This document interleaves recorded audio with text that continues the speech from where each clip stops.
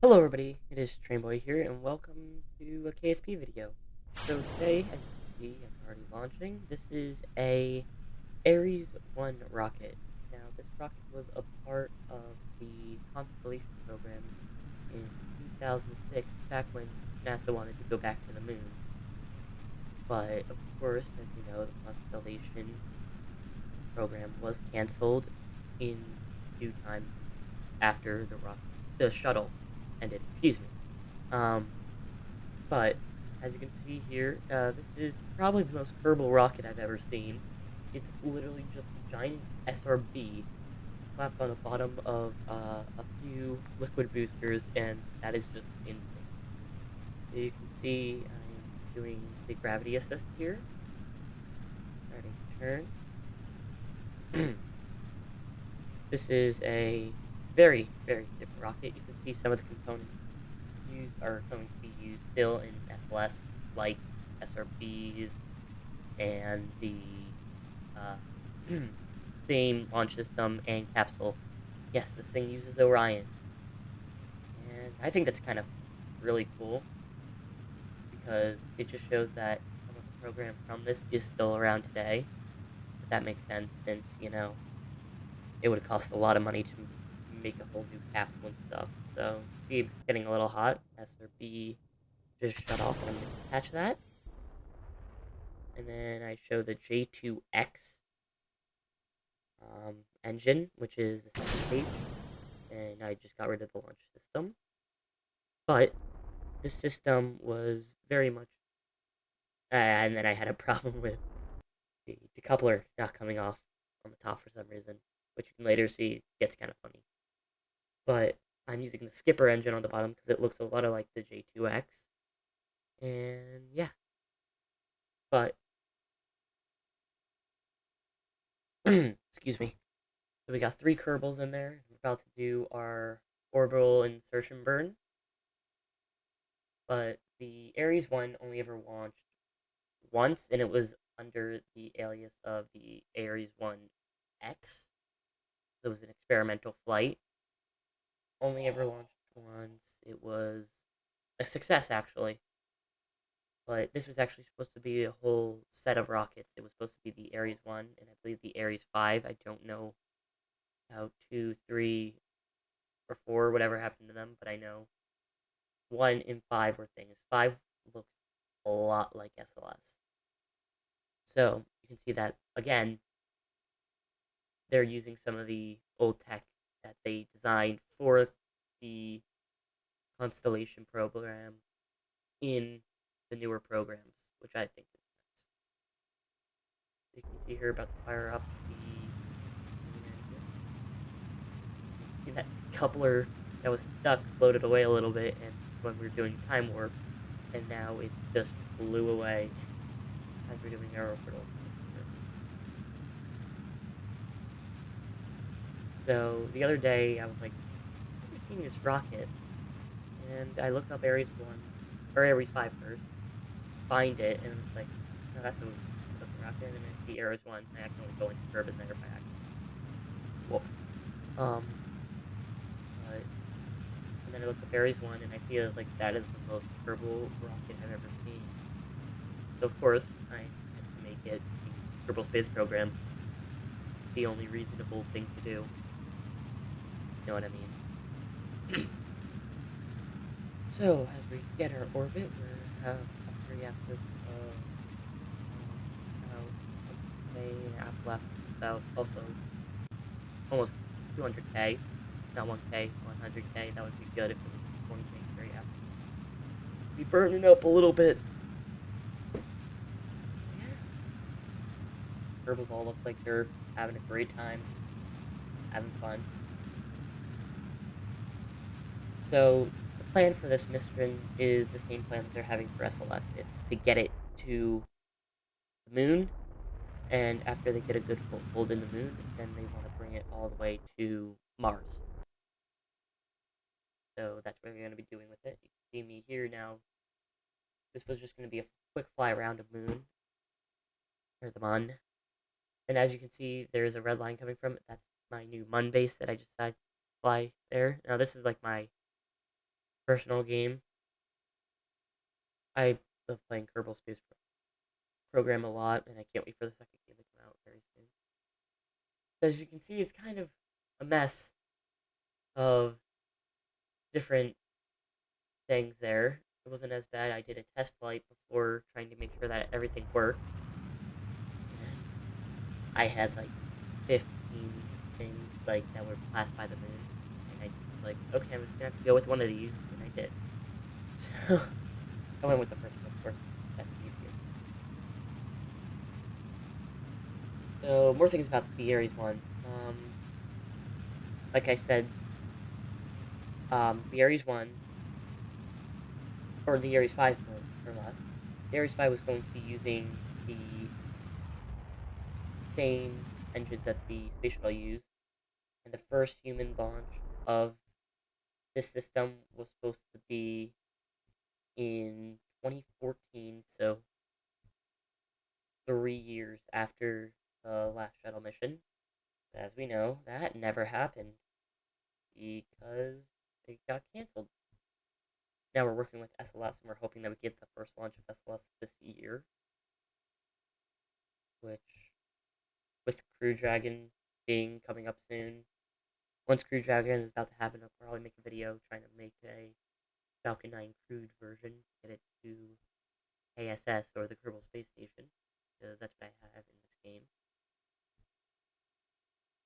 And so now we're going to be doing our another orbital insertion burn to get around the moon, or the Mun. And I'm playing in 1.9, so all the graphics are updated, and it just looks amazing. Um, Especially the planets. Once we get close to the Mun. So here we are doing our burn.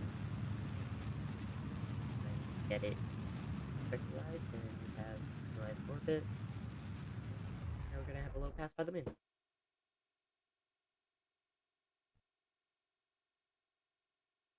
Then I notice, oh shoot, I'm out of fuel. Decouple, and I push away. There we go. Became very nice. Then I decided to do some time warp to get around to like the front of the moon. Then it went too fast.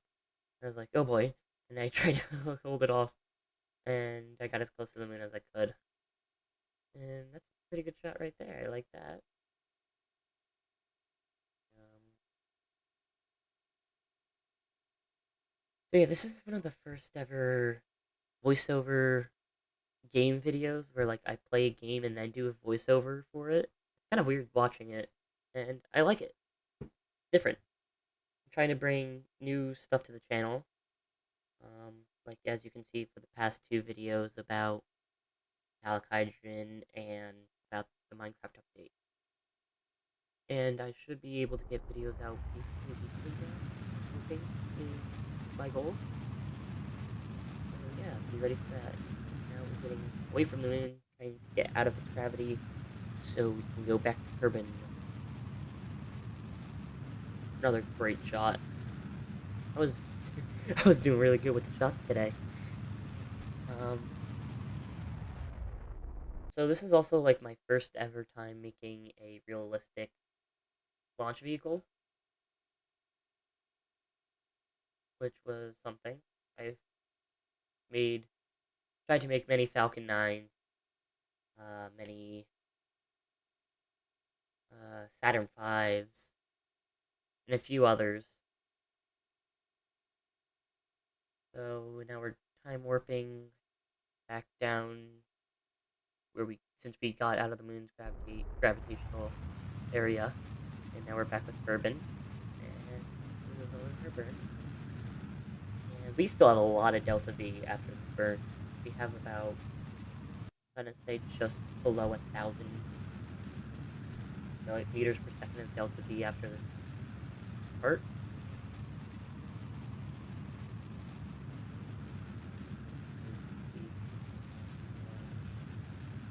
Closer and closer.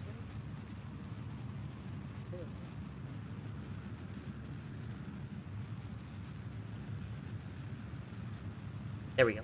And now our periapsis is gone, and I start to slow up the engines, and I'm like, great, I still have a lot of fuel left, I'm fine.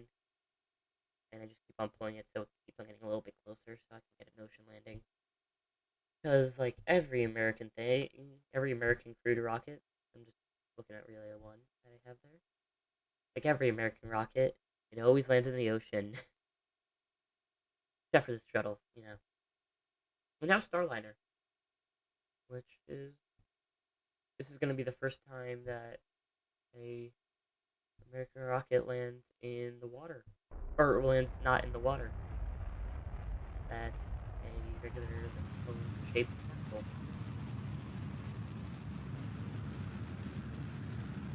So yeah,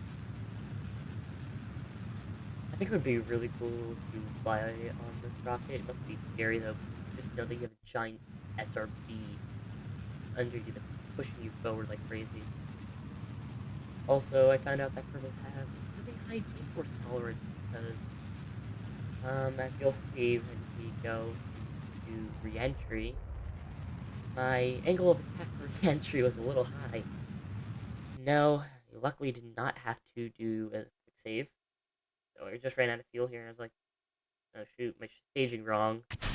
I'm not the best at staging stuff, so split the pieces there. You can see my parachutes on the top, and now, just like SLS2, again, this one docked with something like Gateway, so I added a docking port for realism. Yeah. Which I think the idea of Great Gateway is like really cool, because you have the space station that's going around the moon that really, I don't know why I trusted Physics Corp again after this, but all the Kerbals look happy, but once we get into the re-entry burn, they're gonna like freak out because it hits 15 plus Gs. That's whoops. As you can see, we're at 0 Gs right now. Slowly but surely, as we get lower and lower, see that fuel canister just flies past us. And there was a small problem now. Now, there we go. It went so high, it went into the stability assist system little area. Yeah. Good thing Kerbals have high G-force tolerance. Parachute deployment. It's gonna be really loud compared to the rest of the video for some reason. Don't ask me why, but it's going to be. Always is. So yeah, as we just fly down about 1,000 feet, we deploy the parachutes. See that we have our little area. Gently straight down. Time warping right now. I probably shouldn't have gone into F2, which, if you didn't know, F2 makes it so your camera and stuff goes away. Parachutes have deployed.